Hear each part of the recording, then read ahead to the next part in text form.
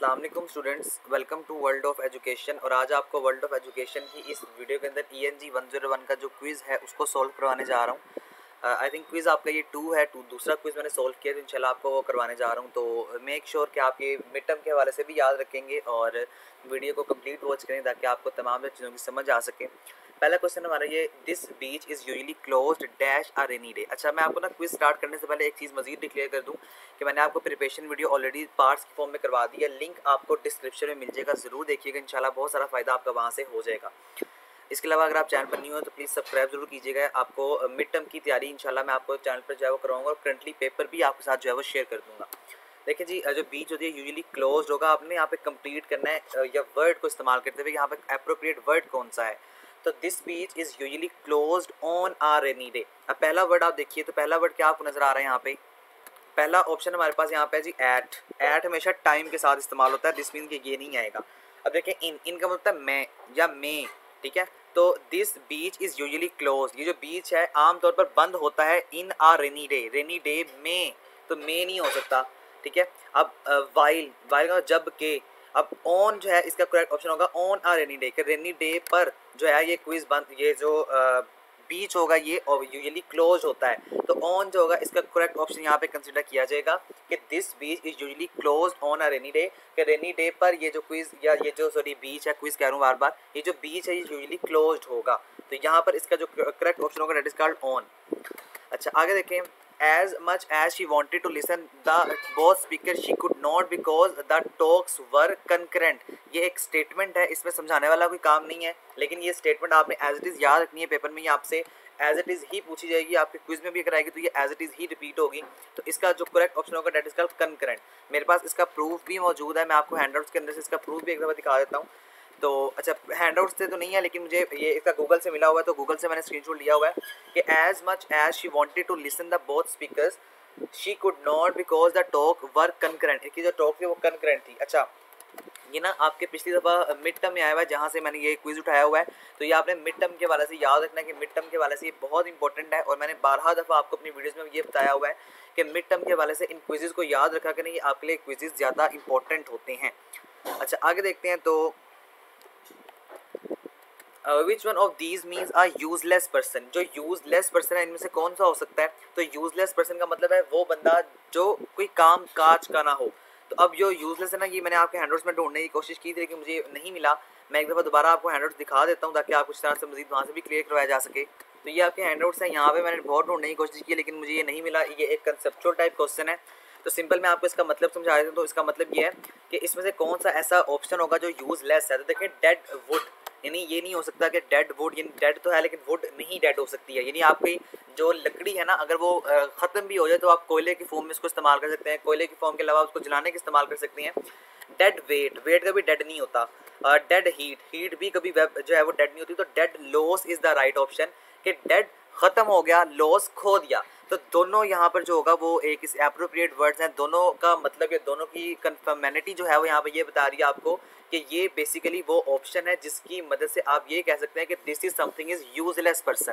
तो इसका जो करेक्ट ऑप्शन होगा that is called dead loss, कि डेड हो गया या लॉस हो गया, ख़त्म हो गया, अब हम इसके बाद इसको कुछ भी नहीं कर सकते हैं। उसके आगे द वे, ये जो वे है in which writer indicates character through the words they put into their character mouth is called direct statement. ये एक बेसिकली डेफिनेशन है। वो कह रहा है कि द वे, ऐसा रास्ता जिसके अंदर हमारे पास जो राइटर है वो इंडिकेट करता है मुख्तलिफ तरह के करेक्टर्स को अपने वर्ड्स के थ्रू और अपने करेक्टर्स के थ्रू, तो वो क्या होती है, वो डायरेक्ट स्टेटमेंट होती है। यहाँ पे देखिए मेरे पास इसका जो है वो ऑप्शन भी, प्रूफ भी मेरे पास अवेलेबल है। तो यहाँ पे आपको क्या कह रहा है कि another way is writer indicate characters, writer जो है वो इंडिकेट करता है जी करेक्टर्स को वर्ड्स में और इसको करेक्टर माउंट पे। तो ये जो हमारे पास होते हैं ना, ये डायरेक्ट स्टेटमेंट होती है। यहाँ पे आपको वाज़ेह तौर पे ये बता रहा है कि इसका जो मायनी होता है विच में नॉट बी डायरेक्टली स्टेटेड, वो डायरेक्टली स्टेटेड नहीं होता है। सॉरी, ये प्रूफ गलत ले लिया गया है, ये आपका करेक्ट ऑप्शन नहीं है। मैंने हैंडआउट से दोबारा सर्च किया, इसको हम स्पीच कहेंगे। Speech is the right option है। ये बात याद रखिएगा, ये बाय मिस्टेक गलत ऑप्शन है, ठीक है, ये गलत मार्क कर दिया मैंने। ये हमारा प्रूफ नहीं होगा, ये डायरेक्ट स्टेटमेंट नहीं है।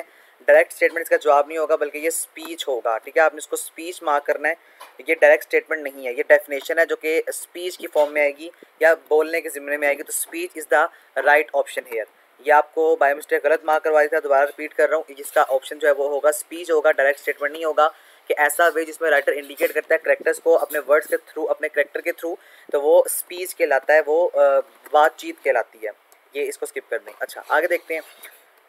तो continue high blood pressure is dangerous. जो कंटिन्यू है वो हाई ब्लड प्रेशर डेंजरस है, खतरनाक है। Dash it can increase the risk of heart diseases and stroke. STORK, यानी कि वो कह रहा है जो हाई ब्लड प्रेशर है वो खतरनाक होता है। ऑल तो इट कैन इंक्रीज, ये बढ़ा सकता है risk of heart diseases and stroke. अब यहाँ पे एज नहीं आ सकता है, एज का ऑप्शन मैंने गूगल से चेक किया हुआ है, नहीं है। ऑल तो आ सकता है। इसके अलावा जो ऑप्शन हमारे पास दूसरा अवेलेबल है वो कौन सा हो सकता है जी? वो सो डैट भी नहीं हो सकता। हाउ एवर, हाँ हाउ एवर हो सकता है। तो यहाँ पे जो मुझे दो ऑप्शन ठीक लग रहे हैं वो ये है कि एक आप जो है वो हाउ एवर लगा सकते हैं और दूसरा आप जो है वो ऑल थो लगा सकते हैं। तो मैंने यहाँ पर ऑल थो को ज़्यादा प्रेफर किया क्योंकि ये गूगल से वेरीफाइड था। हाउ एवर का मतलब है ताहम। देखिए कंटिन्यू ब्लड प्रेशर जो है वो डेंजरस होता है ताहम, तो ये ताहम के भी चांसेस बहुत कम है। तो अगर आपके क्विज में ये क्वेश्चन आता है तो आपने इस हाउ एवर को स्किप कर देना है, इसके बजाय आपने ऑल थो ही लगाना है। ऑल थो इसका राइट ऑप्शन होगा। ऑल थो का जो बेसिक मतलब होता है वो ये होता है कि अगरचा, तो वो कह रहा है कि कंटिन्यू जो ब्लड प्रेशर यानी हाई ब्लड प्रेशर अगर मुसलसल इंक्रीज कर रहा है तो ये खतरनाक हो सकता है, अगरचे ये इंक्रीज भी कर सकता है तमाम तरह जो भी डिसीजेज है बाकी। तो ऑल थो is the right option here. अच्छा, आगे हम देखते हैं। तो क्या कह रहा है आपको? Match is related to victory in the same way as examination is related to success. ये भी आपके उसके अंदर नहीं है, लेकिन ये आपके इसमें गूगल के थ्रू वेरीफाइड है। ये बेसिकली एक जुमला है, जिस जुमले को आपने फुलफिल करना है सिर्फ, तो उसी जुमले को आपको यहाँ पे सेटिस्फाई करके बताया जा रहा है कि जिस तरह मैच है वो रिलेट करता है विक्ट्री के साथ, इसी तरह से जो एग्जामिनेशन होगा वो किसके साथ रिलेट करेगा? तो वो सक्सेस के साथ जो है वो रिलेट करेगा। तो सक्सेस जो होगा इसका राइट ऑप्शन यहाँ पे कंसिडर किया जाएगा। इसका भी प्रूफ मेरे पास अवेलेबल है, मैं आपको उसका प्रूफ दिखा देता हूँ। तो ये देखिए क्या कह रहा है, success is one of the outcome. Success जो है वो आउटकम आएगा एग्जामिनेशन से, तो एग्जामिनेशन जो होगा ये सक्सेस के साथ रिलेट करेगा। दिस मीन्स कि सक्सेस जो होगा वो यहाँ पर राइट ऑप्शन कंसीडर किया जाएगा। उसके आगे व्हाट्स द म्यूजिक। अच्छा, ये वाला भी बड़ा इंपॉर्टेंट आपका जो पार्ट है MCQ वाले का। देखिए ये जो है ना, इसका मतलब व्हाट इज, यानी व्हाट इज क्या इसका मतलब आप कर लेंगे what's uh.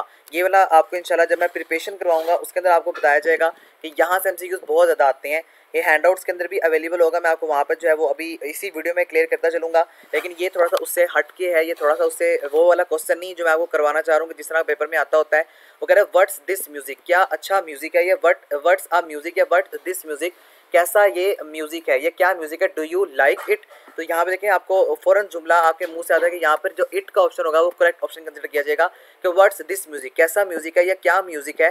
Do you like it, क्या आप इसको पसंद करेंगे। अब आप ये नहीं कह सकते डू यू लाइक ही हमेशा लड़के के लिए इस्तेमाल होता है। अब दूसरा ऑप्शन जो होगा उसका शी होगा, शी भी नहीं होगा या दे देम भी नहीं होगा।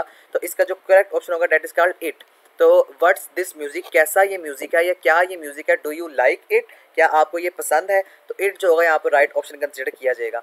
मैं हैंडआउट्स के थ्रू आपको थोड़ा सा इंपॉर्टेंट बातें जो है वो यहाँ पे बताना चाह रहा हूँ।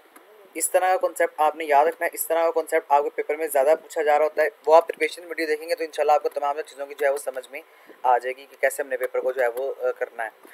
उसके आगे देखें, कंप्लीट करना है जी, आपने सेंटेंस को चूज़ करना है। इसमें हमने बेस्ट ऑप्शन को mister Barry feels that the world today is not as safe as it was during his childhood.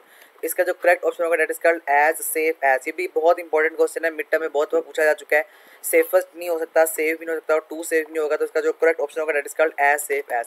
इसका भी मेरे पास प्रूफ अवेलेबल है। तो यहाँ पे देखें कि mister Barry feels that the world today is not as safe as. ठीक है, ये आपको ऑप्शन यहाँ पे आंसर लिखा हुआ नजर आ गया है। ये 110% करेक्ट वेबसाइट है जहाँ से मैंने इसको जो है वो लिया हुआ है। तो ये आपका क्विज था जी, होपफुली आपको समझ आ चुका होगा। कोई चीज़ समझ नहीं आई आप मुझे कमेंट्स में ज़रूर बताइएगा।